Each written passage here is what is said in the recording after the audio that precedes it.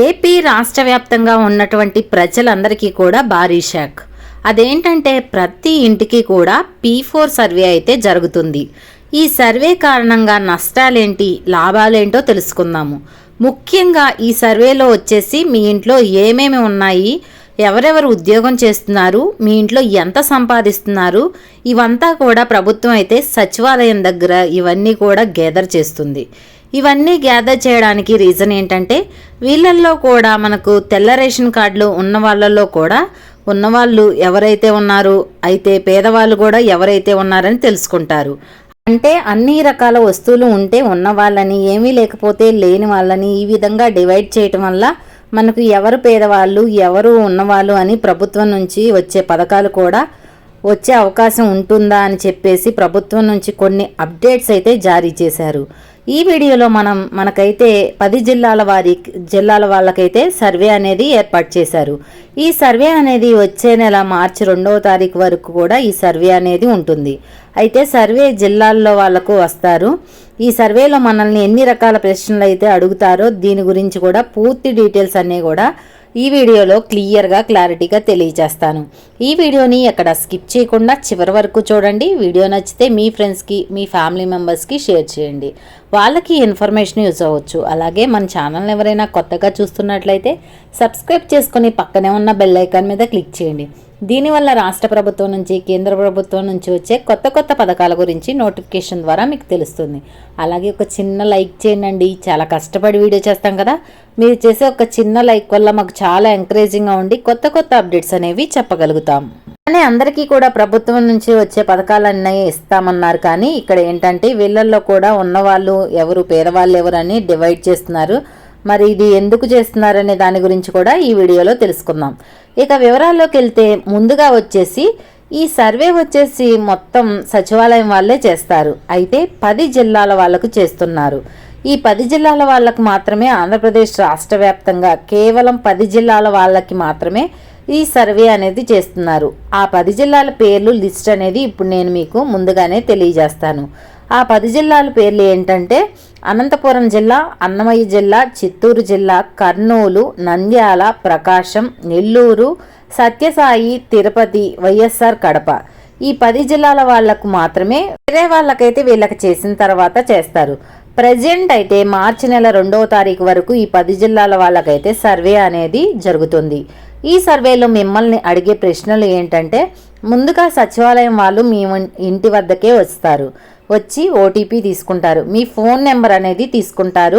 మీ phone number అనేది తీసుకొని మీ ఇంట్లో ఉన్నవాళ్ళు, రేషన్ కార్డులో ఉన్నవాళ్ళు అంటే ఉంటున్నారా ఉండట్లేదా, ఇంట్లో అందుబాటులో ఉంటున్నారా ఉండట్లేదా, అంటే ప్రజెంట్ ఇంట్లో ఉంటున్నారా లేదా వేరే దేశాల్లో ఉంటున్నారా లేదా ఏదైనా రాష్ట్రంలో ఉంటున్నారా, ఈ విధంగా అయితే మనల్ని ప్రశ్నలు అడుగుతున్నారు. అంటే ఉంటున్నారని చెప్తే ఉంటున్నారని, లేదంటే లేదని, ఎస్ అంటే ఎస్ అని, నో అంటే నో అని చెప్తే వాళ్ళైతే టిక్ చేస్తారు. లేదంటే లేదని చేసుకుంటారు. మీకు రేషన్ కార్డు ఉందా లేదా, సెకండ్ వచ్చేసి మీకు రేషన్ కార్డు ఉందా లేదా అని అడుగుతున్నారు. మీకు ఉంటే ఉందని, లేదంటే లేదని చెప్పండి. తర్వాత మీ ఇంట్లో మీ ఇల్లు అనేది సొంతమా లేదా మామూలుగా అద్దెకుంటున్నారా ఏంటి, హౌస్ అనేది లేకుండా ఉంటే మనకి స్లాబ్ ఉందా లేదా రేకులతో ఉందా, ఈ 2 అనేది కూడా ఇక్కడ చూస్తారు.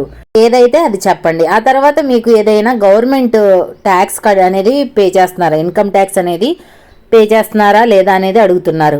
అలాగే నెక్స్ట్ వచ్చేసి మీ ఇంట్లో గవర్నమెంట్ ఉద్యోగస్తులు ఎవరైనా ఉన్నారా లేరా, ఈ ప్రశ్న కూడా అడుగుతున్నారు.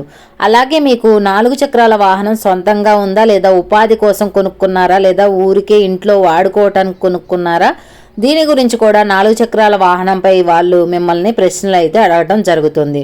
మీరు వాళ్ళు అడిగేదాన్ని బట్టి, మీరు చెప్పే సమాధానాన్ని బట్టి అక్కడ వాళ్ళు మొబైల్లో సర్వే అనేది చేస్తారనమాట. రైట్ అంటే రైట్ అని, రాంగ్ అయితే రాంగ్ అని అక్కడైతే ఎంటర్ చేస్తారు.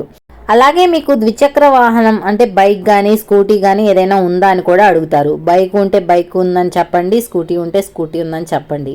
ఏదీ లేకపోతే ఏదీ లేదని చెప్పేసేయండి. అలాగే మీకు కరెంటు బిల్ అనేది ఎంత వస్తుంది, నెలకి 300 పైన యూనిట్లు అవుతుందా లేదా 200 యూనిట్లు వస్తుందా లేదా 100కి పైగా యూనిట్లు వస్తుందా, ఎన్ని యూనిట్లు అనేది మీకు కరెంటు బిల్లు వస్తుంది కదా, దాని గురించి కూడా వాళ్ళు ఎంక్వైరీ చేస్తారు. అలాగే మీకు వాటర్ అంటే కుళాయి ఉంటుంది కదా, అది మనకు ఇంటి వద్దకే ఉందా లేదా మీరు బయటికి వెళ్ళి ఏమన్నా మోసుకొచ్చుకుంటున్నారా లేదా బావిలో నీళ్లు వాడుతున్నారా లేదా మీరు వాటర్ అనేది కొనుక్కుంటున్నారా? ఇవన్నీ కూడా అన్ని రకాల ప్రశ్నలు కూడా మంచినీళ్ళ గురించి కూడా అడుగుతున్నారు. అలాగే మీకు గ్యాస్ అనేది ఉందా, అంటే గ్యాస్ మీద వండుకుంటున్నారా, లేదా కరెంటు వాటి మీద, పొయ్యిల మీద, లేదా కట్ల పొయ్యి మీద వెలిగించుకుంటున్నారా అని దీని మీద కూడా మీరు అయితే వాళ్ళనైతే అడుగుతారనమాట. అలాగే మీ ఇంట్లో ఎంతమంది, మీ ఫ్యామిలీ మెంబర్స్ ఎంతమంది ఉన్నారో ఇది కూడా అడుగుతారు. వీటన్నిటి తర్వాత మిమ్మల్ని మెయిన్గా అడిగే ప్రశ్న ఏంటంటే, మీకు ఫ్రిడ్జ్ ఉందా, ఏసీ ఉందా, 4 చక్రాల వాహనం ఉందా, వాషింగ్ మిషన్ ఉందా, ఇతర రకాలుగా మీ ఇంట్లో ల్యాప్టాప్ ఉందా, కంప్యూటర్ ఉందా, ఇవన్నీ కూడా ఉన్నాయా కూడా లేదా కూడా అనేది మిమ్మల్ని అయితే అడుగుతారు. ఉంటే ఉన్నాయని చెప్పండి, లేకపోతే లేవని చెప్పండి. ఇవన్నీ కూడా ప్రశ్నలు అయితే సర్వే అయితే జరుగుతుంది. ఇవన్నీ చెప్పిన తర్వాత మేము మొబైల్ నెంబర్ కూడా చెప్పాలి. మీ మొబైల్ నెంబర్ కూడా చెప్పిన తర్వాత వాళ్ళకైతే ఓటీపీ అనేది వస్తుంది. కానీ ఇంకొక విషయం కూడా చెప్తున్నాను, ఒకవేళ మీకు ఇవన్నీ చెప్పడం ఇష్టం లేకపోతే సర్వే వాళ్ళ మామూలుగా దానికి ప్రభుత్వం కూడా ఓకే అని చెప్తుంది. ఇష్టం లేకపోతే దానికి మీరు రిజెక్ట్ అనేది వాళ్ళైతే రిజెక్ట్ పెట్టేసి వెళ్ళిపోతారు. అంతేకాని బలవంతంగా మీకు ఏమేమి ఉన్నాయని చెప్పాల్సిన అవసరం అయితే లేదు. సర్వే అయితే జరుగుతుంది. కానీ ప్రభుత్వం నుంచి వచ్చే, అంటే ప్రభుత్వానికి కూడా తెలుస్తుంది కాబట్టి ఇవన్నీ చెప్పక తప్పదు. ఇవన్నీ కూడా మన దగ్గర ఎందుకు చెప్పించుకుంటున్నారంటే, మన దగ్గర ఏమేమి ఉన్నాయి, ఏమేమి లేవని ఎందుకు చెప్పించుకుంటున్నారంటే అనేది గురించి అయితే ఇక్కడ ఒక ముఖ్యమైన విషయం అయితే ఉంది. ప్రభుత్వం వాళ్ళు వచ్చి సర్వే చేసేటప్పుడు చెప్తారు ఏమనంటే, మీకు ఇవన్నీ ప్రశ్నలు అయితే అడుగుతున్నాం కదా, ఈ ప్రశ్నలు అన్నిటి వల్ల మీకు ప్రభుత్వం నుంచి వచ్చే పథకాలు అయితే ఎలాంటి హాని అయితే జరగదు, మీకు ఎలాంటి ప్రాబ్లం ఉండదు అని చెప్తున్నారు. కానీ ఎలా అయితే మన దగ్గర అయితే చెప్తారు, తర్వాత ఇదంతా కూడా సేకరించిన తర్వాత ఏం జరుగుతుందో మాత్రం మనకైతే తెలియదు. దీనివల్ల మనకు మెయిన్గా వచ్చేసి రీజన్ ఏంటంటే, ఇవన్నీ తెలుసుకోవటం వల్ల కారు, బైకు, ఇంట్లో ఫ్రిడ్జ్, వాషింగ్ మిషన్ ఇవన్నీ ఉన్న ఫ్యామిలీలు కొంతమంది ఉంటే, ఇవన్నీ లేని ఫ్యామిలీలు కూడా చాలా ఉన్నాయి. వీళ్ళల్లో అంటే ఇవన్నీ ఉన్నవాళ్ళు car, bike, TV, washing machine, fridge, AC ఇవన్నీ ఉన్న వాళ్ళు ఉంటే వాళ్ళు డబ్బు ఉన్న వాళ్ళని, ఇవన్నీ ఏమీ లేని వాళ్ళైతే పేదవాళ్ళు, ఇలా తెల్ల రేషన్ కార్డు వాళ్ళందరూ కూడా పేదవాళ్ళు అయితే ఎస్సీ, ఎస్టీ, బీసీ, మైనారిటీ కులాల వాళ్ళందరికీ కూడా పేదవాళ్ళని చెప్పేసి ప్రభుత్వం అయితే చెప్తూ ఉంది. అయితే ఇప్పుడు మనకు కొత్తగా వచ్చిన కూటమి ప్రభుత్వం అయితే వీటిల్లో కూడా పేదవాళ్ళని అయితే డివైడ్ అయితే చేస్తుంది, దానికోసం అన్నమాట. మరి ఇంతకీ ఇలా డివైడ్ చేసిన తర్వాత ప్రభుత్వం నుంచి వచ్చే పథకాల పట్ల ఏదైనా రాకుండా చేస్తారా, లేకుండా ఇవన్నీ వీళ్ళంతా ఉన్నవాళ్ళు కదా, వీళ్ళకైతే ఎందుకు ఇవన్నీ ఇవ్వాలి అని రద్దు చేస్తారా అనే కన్ఫ్యూజన్గా అయితే ఉంటుంది.